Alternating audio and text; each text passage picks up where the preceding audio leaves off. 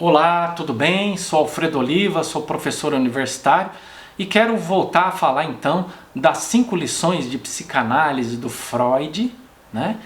E eu já falei um pouco sobre a primeira das 5 lições, hoje eu quero falar sobre a segunda das lições, né? Eu vou lembrar então que eu estou usando a coleção de obras completas de Freud da editora Companhia das Letras, e as 5 lições de psicanálise estão no volume 9 dessa coleção, tá bom? Eu vou direto à síntese que eu fiz de algumas ideias que aparecem nessa segunda lição. Então ele volta nessa outra lição ao mito de origem da psicanálise, né? Então ele vai falar lá como a psicanálise estava relacionada à hipnose, a catarse, a cura pela fala, até desembocar na associação livre, só que agora ele faz um deslocamento, né? Na primeira lição ele falava sobretudo de Breuer, né? O vienense Breuer, e agora então ele começa a dizer que também o francês Charcot estava fazendo algo similar àquilo que ele estava vendo ali em Viena, né? Então ele retoma esse ponto que já havia falado. Se você não assistiu ainda, assista então o meu vídeo sobre a primeira lição e você vai saber do que eu estou falando. Ele também volta a falar da importância da histeria das mulheres para construir uma fundamentação da existência do inconsciente, né? Então até aqui a gente está mais ou menos igual àquilo que ele tinha feito na primeira lição. Aí ele começa então, né, um outro aspecto é que ele começa a fazer uma teorização sobre a resistência. Esse é um conceito bastante importante e muito utilizado inclusive na atualidade, né? Muito importante para psicanalistas dos dias de hoje, que é o conceito de resistência, né? Então ele vai basicamente dizer que a resistência do paciente é ela que provoca o esquecimento de um trauma e impede o acesso do inconsciente ao seu conteúdo. Então vamos pensar que a pessoa tem um trauma ou tem uma situação de conflito consigo, né?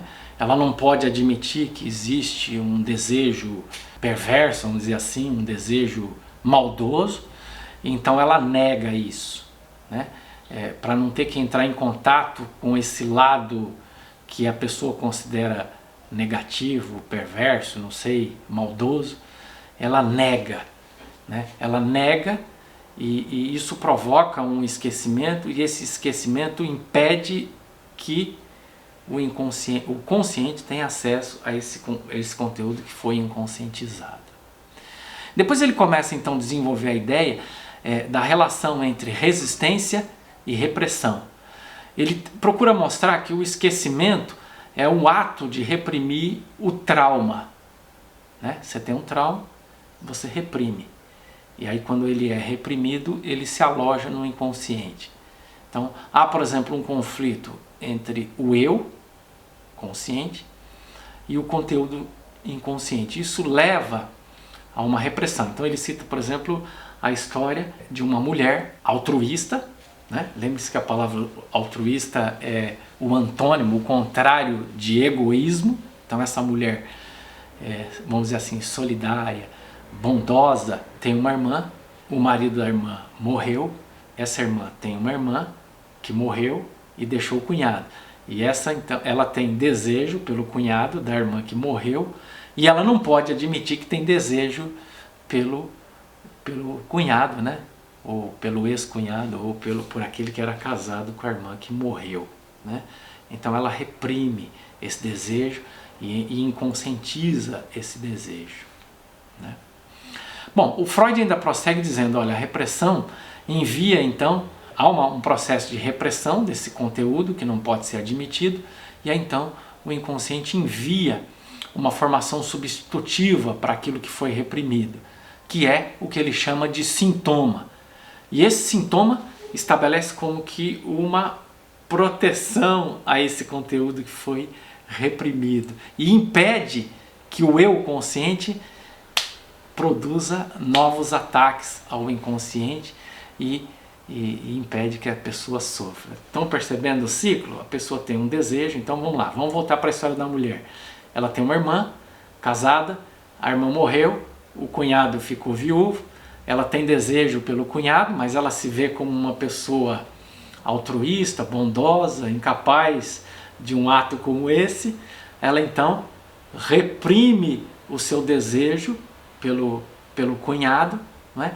E aí então, para ela não ficar experimentando esse conflito entre consciente e inconsciente, a produção de um sintoma, que é chamado de formação substitutiva. Essa formação substitutiva cria, vamos assim dizer, né, metaforicamente, uma barreira para que o consciente, o eu, não fique atacando o inconsciente, né? Então aí a pessoa apresenta esse sintoma, na apresentação desse sintoma, isso pode gerar, né, um ganho, mas também gera uma dor, né? Então, a partir da manifestação desse sintoma, é preciso trabalhar, chegar a esse conteúdo inconsciente para poder trabalhar esse trauma, né?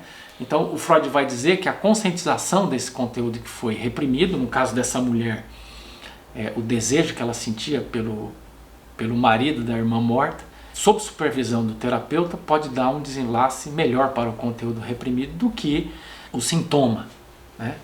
Então, o Freud está um pouco tentando mostrar como é que funciona a psicanálise, né? Ele vai depois esmiuçar mais as questões a partir das outras lições, mas aqui a gente tem um esquema bastante legal, bastante interessante, para poder explicar alguns dos conceitos básicos de psicanálise, como resistência, esquecimento, repressão, formação substitutiva, sintoma e por aí vai, né? E a gente sabe que o Freud, além de ser muito inteligente, muito criativo, né, investigativo, era também muito didático, né? Acho que de todos os psicanalistas que eu tenho lido até o dia de hoje, me parece que o Freud sempre é o mais acessível, mais claro, né? E por isso que eu gosto tanto de ler Freud e por isso que ele é também o pai da psicanálise, tá bom?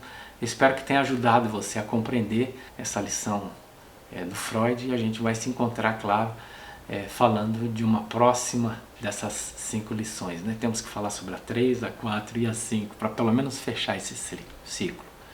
Um abraço e até o próximo vídeo.